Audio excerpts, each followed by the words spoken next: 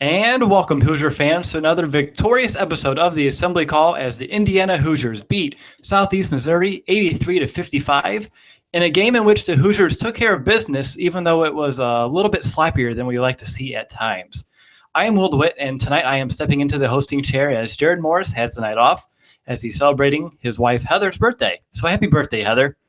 Speaking of nights off, Andy Bottoms is unable to make tonight's show as well. So tonight it's just Ryan Phillips and I. And let's start off this show like we always do with the Hoosier Proud banner moment. And for me, it's going to have to be a banner moment that kind of stretches between two halves because it's the final 4 minutes of the first half and the first 4 minutes of the second. IU won both stretches by a combined 17-7, but Southeast Missouri was kind of starting to claw its way back, and the Hoosiers decided enough was enough and took their 9-point lead and stretched it into a 19.1. So for me, that's why that's going to be the banner moment. Ryan, do you want to go ahead and give us your rant brought to us by thebiglead.com? Yeah. Tonight, I think the guy I'm going to talk about is Robert Johnson. I thought he had a really good, solid game where it wasn't just like stretches of good plays we've seen from him or like a half of good play. I thought he was pretty solid throughout. 17 points, 7 rebounds, 2 assists, only 2 turnovers. Shot 7 of 13 from the field, 3 of 6 from 3-point range. I just thought it was another solid game from Robert, and he's really building off of that North Carolina game where I thought he was the MVP of the game just for what he did defensively. You know what you're going to get from him defensively. The key is to find that consistency on offense, and he's really started to put that together. And I think that's a huge step for Indiana, especially given what they lost in the backcourt and what they need to have moving forward. So I just think that was a really nice game from Robert Johnson. And there are some other guys who we'll talk about who had good games, but I thought he was the guy that really stood out to me as far as having a solid game and really put the backcourt, just kind of put them on the right foot from the beginning, and then he was the consistent guy for the backcourt the whole game. Yeah, no, very well said there, Ryan. This leads into my stat of the game. And for my stat of the game, there's a few I can go with here today, but for me, I'm going to have to take a look at the effective field goal percentage today because SEMO came in with an effective field goal percentage averaging on the year about 50.9, and then coming out of the game today, they only had a 35.2 effective field goal percentage. I mean, the Hoosiers defense was, for the most part, pretty dominant, contesting a bunch of shots, not allowing many easy ones for them. And I thought that's why it's going to have to be my stat of the game there. But yeah, let's talk some Thomas Bryant here because, he didn't put up the numbers that you expect him to see on the offensive side, but his impact was definitely felt a little bit more on the defensive side with the stats there. Ryan, you want to talk about some TB? Yeah, 7 points offensively. I think he only shot 2 field goals. He was 5 of 6 from the free throw line. He was 1 of 2 from the field.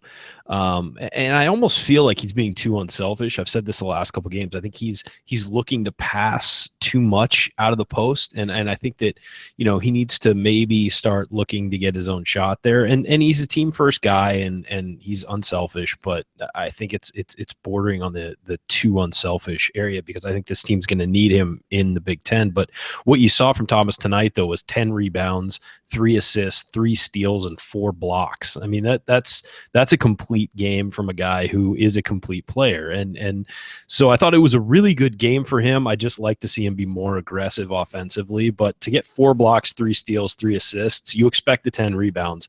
But those other, filling out the stat sheet in other ways, I thought he was maybe all around the best player on the floor.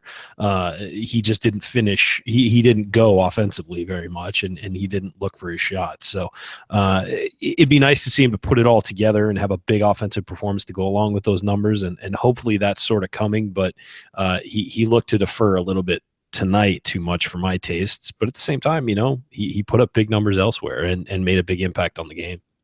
No, for sure. Really good points there, Ryan. For me, one of the bigger things coming out of this game was the Indiana's ball movement. I thought they passed the ball really well today. Not just standing around, not just one guy, one-on-one basketball. I thought they did a really good job moving the ball. They finished the game with an assist rate of 55.2%. And the player who ended up with the most assists today for the Hoosiers is actually going to be Josh Newkirk, who I thought played a really good game, kind of controlling the offense, setting players up for it. Ryan, you want to talk a little bit about Josh? Yeah, I thought, again, he's really looking for ways to get involved in the offense, which I think is a big deal as far as this team goes, because I think he's going to have to be the starting guy. He's going to be that third guy in the backcourt. I don't think it's going to wind up being Juwan Morgan. I don't think it's going to be one of the freshmen. I think it's going to be Newkirk. And with what he provides defensively, you want to see him get more involved on the offensive end. So I think, 2 of 8 from the field, 0 of 3 from 3 today, 4 of 6 from the free throw line. But he did have 4 rebounds. He had 8 assists. He had a steal. Did have the 3 turnovers. But I felt like he was more involved, moving the ball, trying to get people in the right place. And really, of those 8 assists, a few of them are really nice, especially there was a late one he caught. He made the defense come to him and then caught Thomas Bryant for a dunk down low on a bounce pass that I thought was particularly nice. But I thought that he really was doing all he could to get other people involved and like Thomas Bryant, maybe pushing it a little too much and not looking for his own shot. But again, in his position, that's sort of what he's supposed to do. And I think that he's really growing into that role. And hopefully by the time Big Ten play rolls around, he'll be fully comfortable at that spot. But it was nice to see him, being the guy that moves the ball and sets the offense up and keeps things going. What do you think about Newkirk tonight? Yeah. Pretty much echoing what you said there. I thought he was pretty much everything that we wanted him to be in terms of kind of orchestrating the offense, and I believe that's something that I hope that he can obviously continue moving forward. All right, so next I want to talk about Juwan Morgan, who's coming off his first career double-double. What are our thoughts on him? We will discuss that right after this break. Before we get into that, I want to talk to you about our friends at SeatGeek because they've changed the way that people can buy sports tickets, because for a long time it's been a confusing process. The old sites, they don't seem they want to change, but SeatGeek, they've came along and they've created an amazing app and website that makes it easier than ever for fans to buy and sell tickets to either your favorite sporting games or your favorite concerts that are coming to town. And everything about SeatGeek is just designed to make life easier for sports and music fans. I know I've used it. A couple of people from my other podcast, the Bears Brothers, they used it. Jared's used it. Andy's used it. Something that we all definitely use. And we want you to use it too, because they really give you the best bang for your buck, because that's why every ticket at SeatGeek, they give them a grade based on value. And you'll immediately see any underpriced seats and be able to find the best deals that fit your budget. And the best part of all, our listeners get a $20 rebate off their first SeatGeek purchase.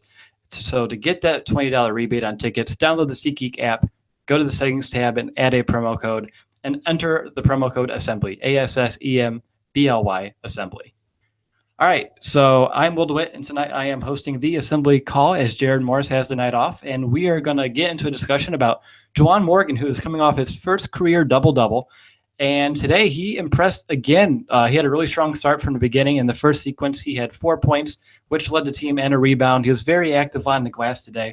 But again, he has not missed a field goal now in 2 straight games. It's quite impressive, the back-to-back performances that Juwan's been able to come out with here. He finished the game today with 11 points, an assist, 2 offensive boards. He had a steal, a block. He's making his impact felt in a majority of ways. And with OG Anunoby out with that high ankle sprain, this is really good to see the growth of Juwan Morgan, because at times this year, we've kind of scratched our heads of what he's been doing out there on the floor, and I'm excited to see this turnaround. Ryan, what did you think? How did Juwan play today? Well, on our weekly radio show on Fridays, I said that my bold prediction was that Juwan Morgan was going to get back to looking like Juwan Morgan. Now that OG Anunoby's out, he's sort of got a more defined role to fill, and I thought you saw that tonight or today, and I thought you saw it the other night as well. 11 points, as you said, 3 rebounds, an assist, a steal, a block, 4 of 4 from the field, 1 of 1 from 3, 2 of 3 from the free throw line. I mean, he's that guy that just sort of fills every stat, on every column on the stat sheet in one way or another. And he, I thought it was an excellent game tonight, a great way to follow up his double-double and the career high in points from Friday. But yeah, I mean, this is what Juwan Morgan's supposed to do. He's supposed to play hard on both ends of the floor, play great defense, and then contribute offensively and be aggressive when he needs to be, but not trying to overdo it. And I feel like for a couple weeks there, he was trying to overdo everything. And now he's just kind of settling in and taking the game as it comes. And again, today was another example of just what he can do when he's motivated and when he's in the right role and fulfilling the spot he's supposed to fulfill. So I was impressed. I thought it was a great game for Juwan. The second half was kind of, up and down for him, but you saw a guy like Deron Davis and guys like Deron Davis and Freddie McSwain getting a lot of minutes. So I think that kind of chewed into his production a little bit, but when he was out there, he made his presence known and played really well, and I think that bodes well for IU moving forward, especially with this long break they get now. No, exactly. You brought up Deron Davis. I think we should talk about him too, because again, back-to-back games in which he had a very impressive performance. He finished today with 14 points. He had 5 boards, all of which that came on the offensive end. He had a steal, 2 blocks, only 1 turnover. He did have 4 personal fouls, but overall, I was very pleased what I saw out of him today. He finished 5 of 8 from the field. He just, very efficient with his minutes. He only played 16 minutes today, but able to come away with the second most points on the team. And yeah, again, just a couple of back-to-back games in which a player's been able to make his impact felt that we haven't seen throughout the season. Which again, having these young players get these valuable minutes as we are now approaching Big Ten play, which I think there's less than a handful of games left before we get there. So I think these young guys getting minutes is going to be huge, because I know he had 16 minutes today. Curtis Jones had 13. Green had 11. So I think that's going to be key moving forward. Ryan, I was curious on your thoughts here. What do you want to see out of these guys as we continue getting closer to Big Ten play, and how did you think they played today? Well, I thought Deron Davis was fantastic. I thought he really built off of that game from Friday night. 5 of 8, as you said, from the field. He had 14 points, 5 rebounds, 2 blocks, a steal. And he was just kind of in the right place at the right time pretty much always. And that's what we've seen from him early in the season is he's a guy who isn't going to do a whole lot wrong. And he's going to play smart. He's going to play physical. And he's going to be a guy who, when he gets the ball in the post, is ready to go. He's not going to defer to anybody else. He gets that ball with good post position, he's going to finish at the rim. And so I thought we saw that today. And we saw that the other night as well. And you also, what happens is when guys finish like that, you start seeing the perimeter guys feed them and start giving the ball, because they know that's easy baskets. That means that the offense doesn't have to work as hard. If you can just dump it in there and that guy can go to work and score, it's easy offense. And I thought it was really encouraging to see 5 rebounds as well, from 5 offensive rebounds from him as well. He's working the glass, he's working hard, and really making his presence felt. I mean, he's going to be a handful for a lot of people, especially once he gets into shape a little more and can put up more minutes. I also love seeing he and Thomas Bryant on the floor at the same time. We weren't sure how much of that we were going to see in the preseason. Clearly, Tom Crean likes the length and athleticism they have, and their ability on the defensive end to block shots. And they combined for 6 blocks tonight. So that was a big deal. And seeing those two play together is going to give Indiana an extra boost of size that they haven't had in a while. And then you throw in Freddie McSwain, who's just, crazy athlete, a big guy who's crazy athlete. Juwan Morgan has size and length. OG Anunoby has size and length. You're starting to look at a different front line than Indiana has had in a long time. And it may not be the most athletic front line they've ever had, but it's got to be up there. And just the size and speed and length of those guys is really going to make a difference, especially in tight games late in the season when opponents are trying to drive to the rim and trying to get inside. You've got those long arms and those big bodies down there that are going to be in the way, and it's going to force teams to shoot jumpers. And that's exactly what Indiana wants defensively, is to be facing a team that's jump shooting. But also, I think that if you're going to look at the other freshmen, I thought that Curtis Jones played pretty well. 3 of 4 from the field, 1 of 2 from 3, 1 of 1 from the free throw line. Finished 8 points, 2 rebounds, 2 steals. So I thought he was pretty good as well. Devontae Green, I still feel like he's up and down. He's trying to sort of mix it up and try and make kind of spectacular plays when he could be making the easier plays. So yeah, I thought the freshmen as a whole played pretty well. Curtis Jones, like I said, was solid, but not not out of the gym spectacular. And then Devontae kind of forced some things and played like a freshman at times. So I'd say that as a whole, the freshmen played well, but it's something to build on, certainly. All right, if I'm back, let's get me in here, because you've been talking there for a while, Ryan. But yeah, computer kind of had a mini freak out. We're good. I wanted to talk about something coming into the game. I was wondering if Indiana can improve in taking care of the ball, which seems like a dumb question, because obviously throughout the majority of this season, the answer is no, because they just turn the ball over, just so darn much. Coming into the game, they turn it over on 22.7% of their possessions, which is very awful. But we kind of see similar stuff here today. I think the number was like, 24, 25%. My box score has disappeared and won't come back. Yep, 25.5%.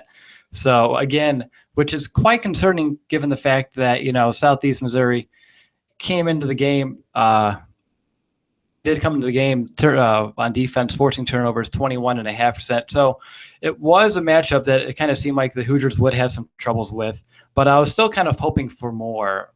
Ryan, I was wondering, moving forward, what are a couple things that Indiana can improve upon to limit the turnovers? Because it's starting to seem like a lot like last year, in which starting off the season, the turnovers were a big factor. But I remain confident that as the season goes around, that they will be able to get that number down. Yeah, I mean, I don't know. I think when you play as fast as Indiana does, it's going to happen. And I thought that today there were long stretches where they weren't as crisp as they should have been, and particularly late or about the mid portion of the first half, where they allowed Southeast Missouri State to get closer.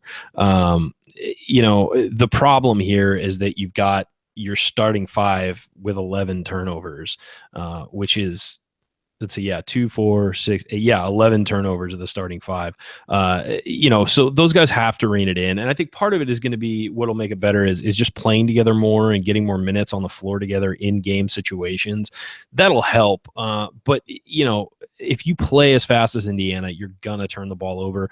Obviously you want to see that percentage go down, but when you have that many possessions and you're up and down the floor, you're going to take chances, and there's going to be times where you're careless with the ball. The key to that, if you're going to turn the ball over that much, is playing well defensively. And that's what we've seen the last couple of games of Indiana has really locked it down defensively. Southeast Missouri State shot 31.3% from the field today, 20% from three. There were 5 of 25. So you had Indiana making up for it in other ways, and also winning the rebounding battle by 12 is another 45-33. So again, if you're gonna have a bad stat like that, you've got to make up for it with other stats, in other ways, and with other stats rising and being above where you'd like to have them. And I thought they did that today. And so they really compensated for those turnovers by figuring out other ways to play well. All right, good stuff there. So let's take a break. But when we come back, let's talk about James Blackman Jr. and the game that he had. All right, so looking at the stats here, James Blackman, he didn't have a bad game overall. He had 11 points, 5-11 from the field, but he did struggle from beyond the line, only going 1 of 6. He did have 7 total rebounds today, 6 of them coming on the defensive end of the floor. And I thought James played pretty well today. There were some times which I was curious where he was. I didn't really see him too much out there, but for the most part, it was like a very quiet game from him, but yet again, another productive game. 25 minutes. He had a plus 25, which was tied for most on the team. But overall, I thought it was another good game. Ryan, what do you think? Yeah, I thought it was a solid game from James. Again, he doesn't have to come out and score 20 points every game. I think that's just based on the depth of this team. He's not going to be forced to do that. He has lately, and he's been playing very well. But, he had reduced his minutes were a little reduced today to 25 minutes. He was 1 of 6 from 3, which is, you'd like to see him hit more shots than that. And I think that more times than not, he is going to hit more shots than that from deep. But the 7 rebounds, again, he has been a rebounding machine from the guard spot this year so far. So it was good to see that continue. And he looked like he was engaged defensively and playing smart defense for the most part. It's hard to, when a team like Southeast Missouri State is firing off shots as quickly as they were. They wound up with 64 shots in 40 minutes. So they were clearly putting the ball up really fast when they got it. It's hard to really evaluate the defense when it's not going side to side, and they're not using 20 seconds off the play clock.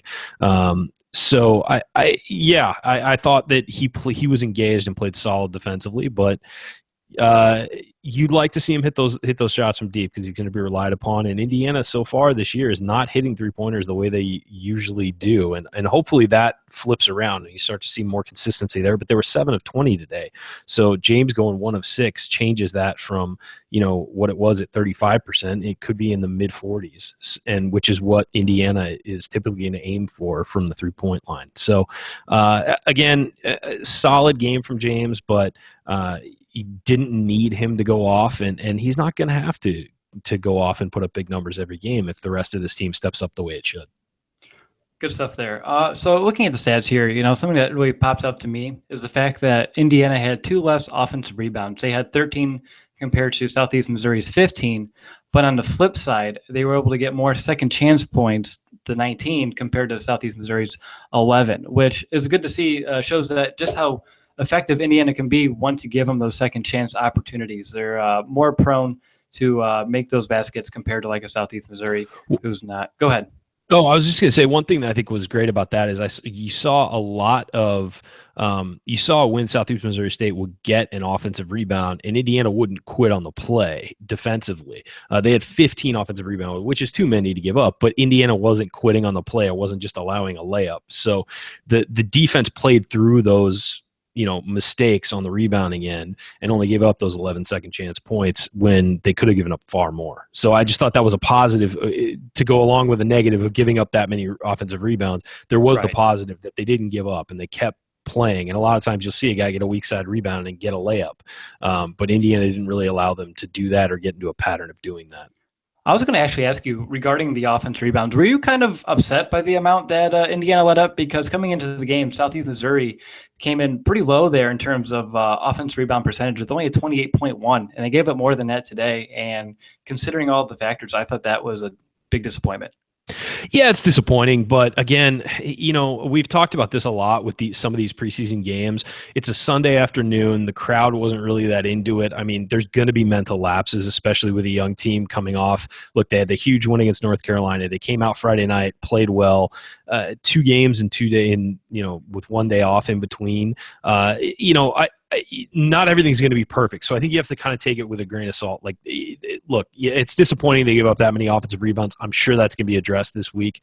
But at the same time, the team did what it had to do, came through with a win. And as I said, when they gave up those second chances, they didn't allow their opponents to, put them away. So I think that there is plenty of bad here with the turnovers and the rebounds they gave up on the offense. When they were on defense, they gave up too many rebounds. But at the same time, you just kind of have to roll with it early in the season, especially with a young team. You take the good with the bad, and you move on and try and improve those things. And I'm sure that's what'll happen this week. I'm sure that'll be addressed all week. But yeah, I mean, that's certainly a negative you can look at and be upset about. There were some. Southeast Missouri State only had 6 fast break points, which is a positive, but at the same time, a couple of those were huge baskets that wound up, changing the momentum of the game in the first half for a little bit. So there are positives, there are negatives to take from this, and I actually think that's a good thing. If you just blow a team out and there are no negatives, it's harder to improve from that win, and it's almost pointless to play the game if you're not going to improve from it. Good points there. Another matchup kind of coming into the game. I was curious about how Southeast Missouri was going to shoot from beyond the arc, because they actually came into the game making more of their shots there than Indiana, with making 38.8% of their shots. But on the flip side, Indiana's defense came in 13th in the country, which I can't believe I'm saying that, in terms of 3-point percent defense, only allowing opponents to make around 27.4% of their 3-point shots. And then Southeast Missouri, they really struggled from, beyond the arc today. They only made 5 of 25, which is like 20%. So that was good for Indiana. I thought that for the majority of the game, they were able to contest the shots out there, had a head in their face. There wasn't many open looks, and I thought that was a big factor why. But Ryan, what was Indiana's defense doing so well to shut down that potent attack? Well, I think they were communicating, and guys were closing out to shooters and making sure they knew where everyone was. I thought, there were very few uncontested shots anywhere on the floor. I from 2-point range, 3-point range, layups, whatever, there were guys there. And one of the things you can see from that is that Southeast Missouri State only had 7 assists. And that means that Indiana was not allowing them to move the ball and get open looks. And so you really had a defense clamping down, and Indiana's been very good at closing out the shots on the perimeter, recently. I think they did a great job of it against North Carolina. You saw it some on Friday, and then today I thought it was the same thing. The key for Indiana is going to be being able to do that during the regular season against better competition when the offense flows better. So you saw 25 3-point attempts by Southeast Missouri State. That's high for anybody. And you saw a lot of shots that just were not that were contested. They were not good looks, and they forced the Indiana forced their opponents to take bad shots. So a couple of those makes too for Southeast Missouri State came late. So for most of the game, they weren't getting any points from there. So a good job by Indiana's defense, which is rapidly improving. Hopefully, we saw what we saw against North Carolina, hopefully is what we see moving forward, that this is a team that can communicate and can play solid defense, even with OG Anunoby not on the floor with his injury. So again, some positives there, certainly. And there are things that you can take away from this game that, as I said, positive and negative, that you can work and build on. Yeah. Exactly. Speaking of Indiana's defense improving, one thing that I was happy to see today was just forcing more steals than they have throughout the majority of the season. They came in, they're only forcing steals, about 8% of the time with the steal percent around there. And they're able to bump that up 6 percentage points today. They had a steal percent of 14.2. Thomas Bryant led with the 3 steals. And yeah, Indiana's defense, for the most part, was just, dominant. But in terms of steals, they're just using their, active hands, just going after the ball. And I like the aggressiveness I saw today, kind of forcing them into some mistakes, not allowing Southeast Missouri to really move the ball all that well either, which definitely helped them out with that. But Ryan, is there anything else in this game that I'm missing here, looking at the box score, or anything you want to talk about? Well, I thought the 8 blocks was a big deal too. I thought that guys were rejecting shots without fouling, contesting shots without fouling. 8 blocks, and then you compile probably 10 to 12 shots, 10 to 15 shots that were contested on the interior that there wasn't a block on, but were bad shots because of the way the defense was lined up. But I think that's a big deal too. I mean, if you've got Thomas Bryant, Juwan Morgan, Deron Davis, when he comes back, OG Anunoby, guys like Freddie McSwain, if you've got them contesting shots in the interior, you're going to see a lot of blocks. Those are momentum-changing shots.